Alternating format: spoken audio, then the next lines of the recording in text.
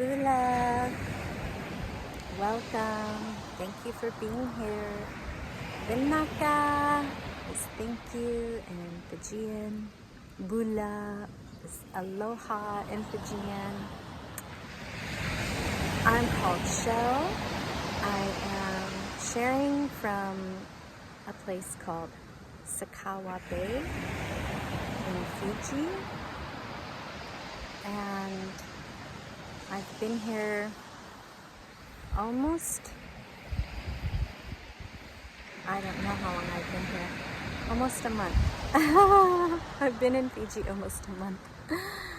And if I were to give this journey, an adventure, a theme from beginning in the San Francisco airport in the USA until today, the theme would be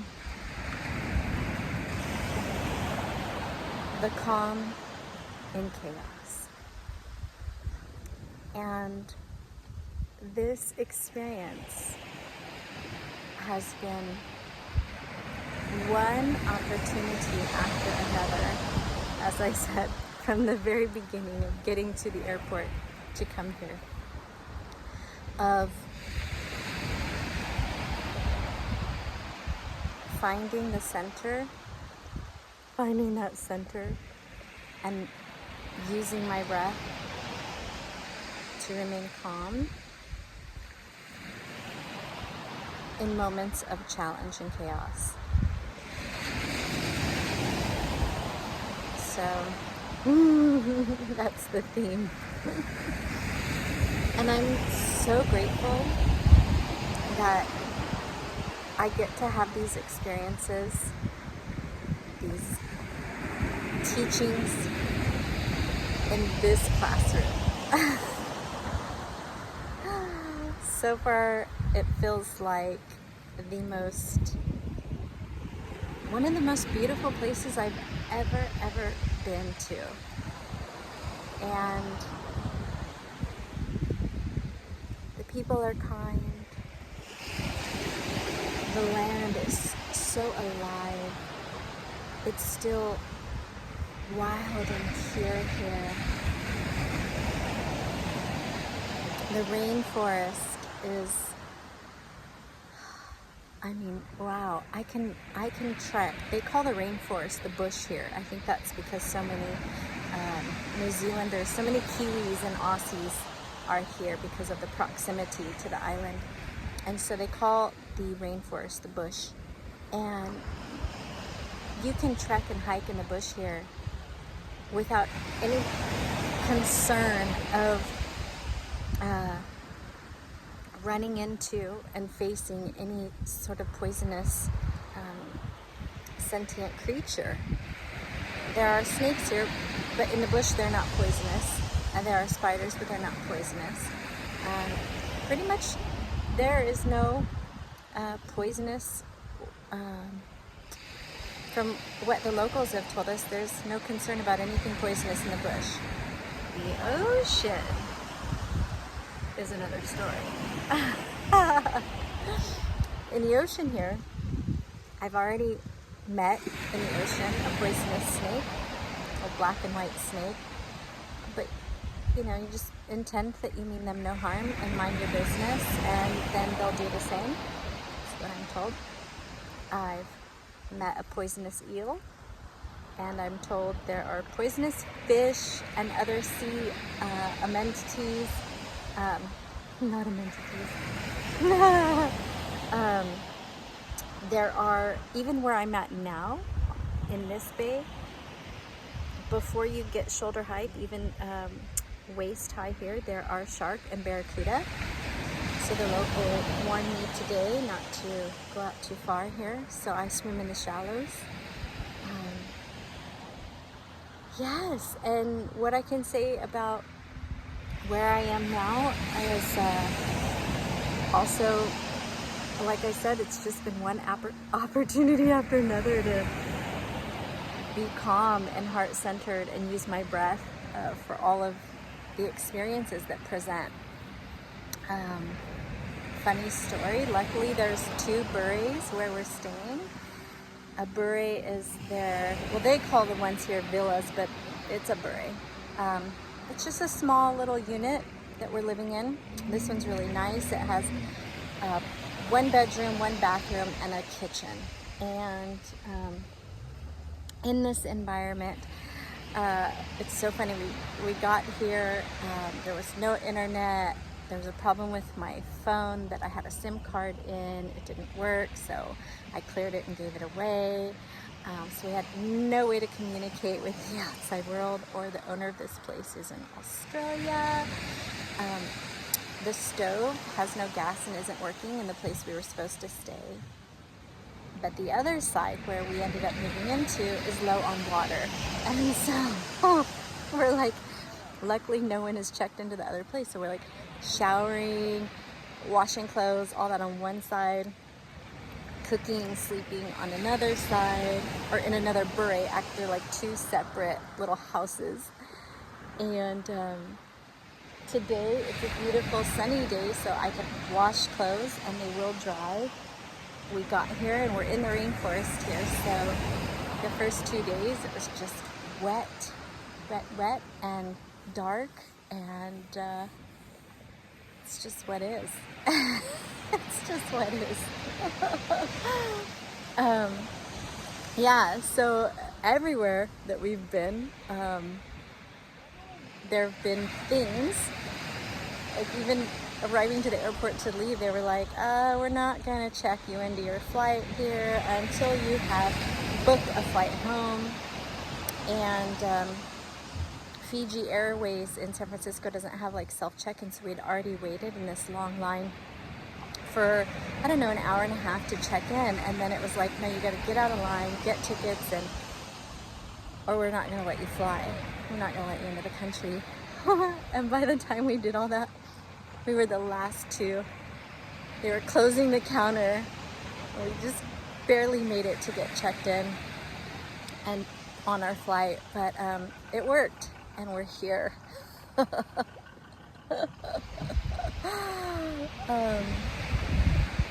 Yeah, so just giving thanks that all of the things that keep presenting of like,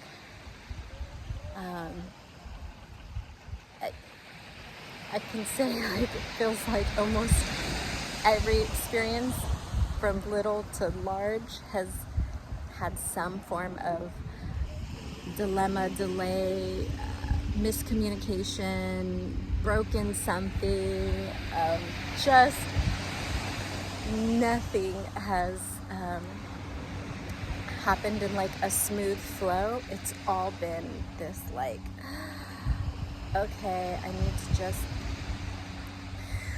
use my breath and be in my centered calm in order to discern what action should happen now. And oftentimes it's like it needs to happen now. So it's almost like I have to slow the world down around me by just centering and coming back into my center so that I can have that moment for discernment. And I've also made so many mistakes since I've been here in like my own self-care, not showing up for myself like I do at home. You know, I've said before, like, oh, we're not on vacation. We're coming here to see if this is where we want to live. So we're not going to resorts. We're not staying in hotels. We're actually like renting houses because we need to know what life is like here in Fiji.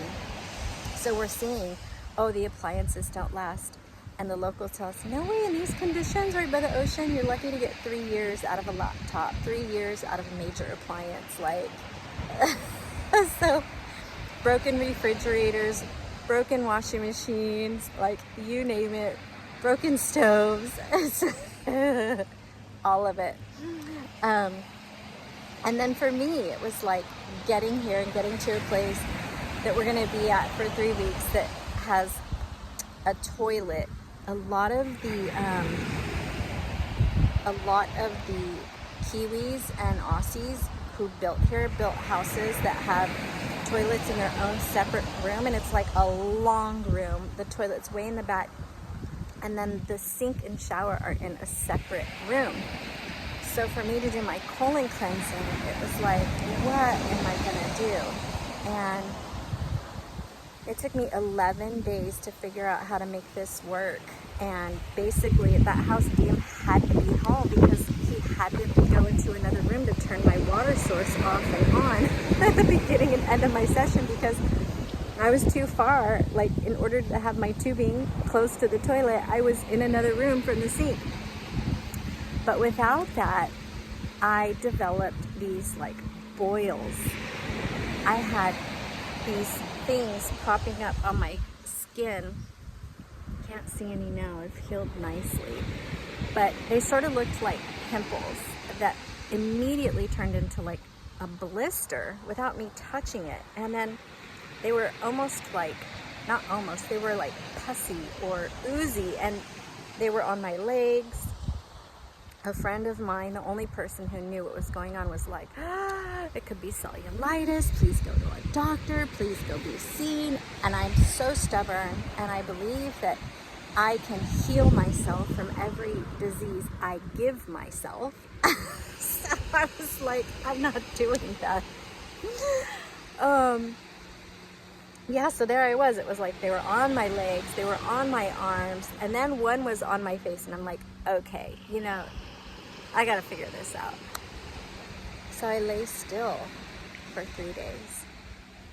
I put myself on restriction. I was like restricted to rest, and I got quiet and meditated on what is going on with me. And it was like, well, hello, you come to Fiji, and all of these wonderful people are giving you these wonderful foods that they grow and prepare that are local. For example, cassava, dalo. Dalo, purple dalo, is what we call taro. T-A-R-O in the States. They call it dalo. So, and because there's a very large Indo-Fijian community, when we go into town to hit the market on Saturdays to get our fresh fruits and vegetables, we get rotis to bring home because that's what's easy. So veggie rotis, right? So now I'm eating at home, I'm gluten-free normally, and then I come here and I'm eating rotis, which is flour and water, right? With veggies rolled inside. And then I'm eating all of these thick, heavy, starchy foods and not doing my colon cleansing. So basically it was like I was creating a hostile, putrefied environment in my gut. And in order for my body to listen, to communicate with me so that I would listen to it, it was like, all right, we got to go to this extreme level, honey. You're not being integral with your diet and your cleansing, so we're going to show you what's up. So I had these things, and they itched. Talk about will. All night long, I would lay there still, and it was like, oh, it itched, and I knew if I scratched one, I would risk bacterial infection from, like, you know, what's under my nails, right? So I would go get my little lavender essential oil, put a little on it, and lay there and just try to cool myself from the inside out. But I did it. I got through it. No scars, all good. Didn't have to go to the hospital or anything.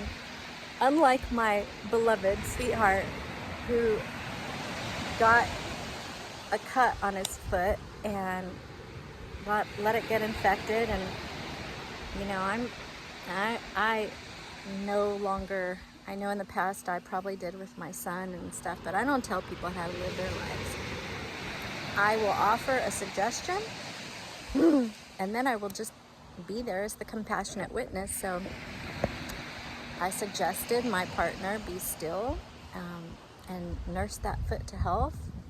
And then I witnessed him and watched him go on these long bike rides with no socks on to villages, and oh man, just day after day full of activity. And so finally on day 9 I said, I recommend you see somebody, because your foot's been infected for 9 days and it's looking pretty bad, and you've had a headache for 2 days, and so it seems like if you don't get this right, then I'm thinking it could, get into your blood system and could turn into a whole big thing. So yeah, so he did go see someone, and he got some stuff, and had to take a route that he would prefer not to, but it was what he needed to learn that when the body's communicating, it's signaling, hey, time to rest and go inward and reflect on what you're doing and how you are, how you're being in the world. Ignoring it creates a longer detention sentence. Oh, here you are in this classroom, you're misbehaving, so guess what? It ended up being like he couldn't get in the ocean for a total of, I don't know, 15 days or something. Almost half the time we've been here. But he's good, he's better. He's all good now, swimming in the ocean. Foot is healed, lesson learned. We'll see. I pray that for him. So anyway, that's a bit of our story so far. We are really getting the true experience of, is island life right for us? Is this the place for us? Because this isn't like island life in Hawaii where we went last year for 3 months. That's America, right? There's like Costco's and all the things. Like, I can't even get watercolor paper here because of the island that we're on. We're not on the biggest main island. We're on the second largest island, but there's not an art supply store here. Yeah, it's great. It's like going back 100 years from where we live in California, and it's what I asked for. I got what I asked for. So much so that I recognized some fear coming up for me when I got here. I was like, oh my gosh,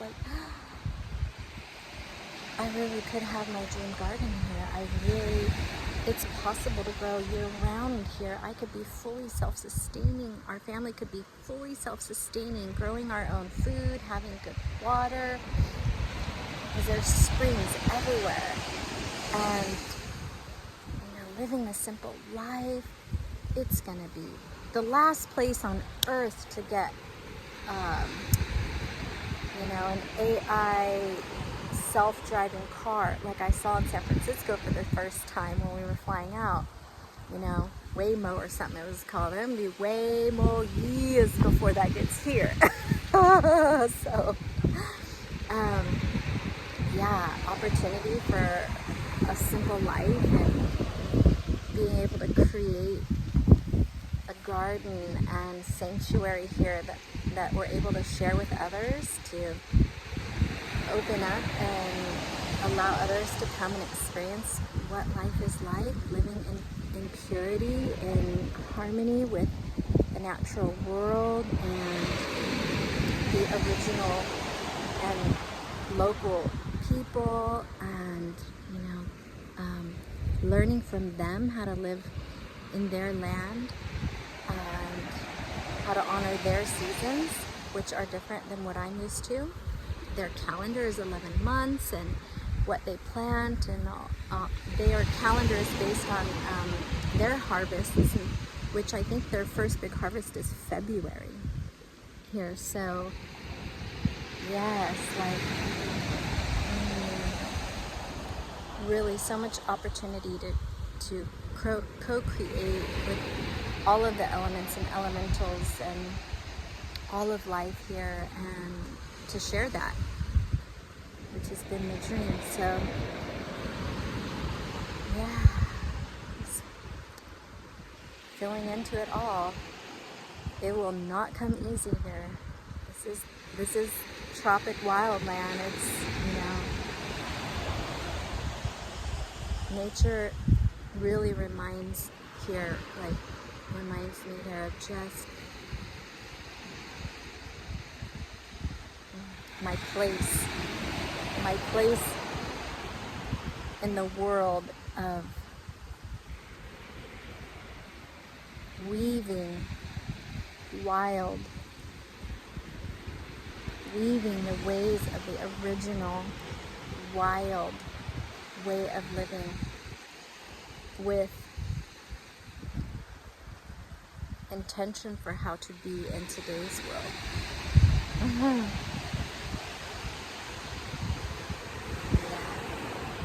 So that's my quick share, my quick update. I'm the only person on this beach right now. But it's time for lunch, so off I go. Thank you, Vinaka, for being here and sharing your time with me. And I send my love and blessings to you all. Be back to share more soon. Mothe.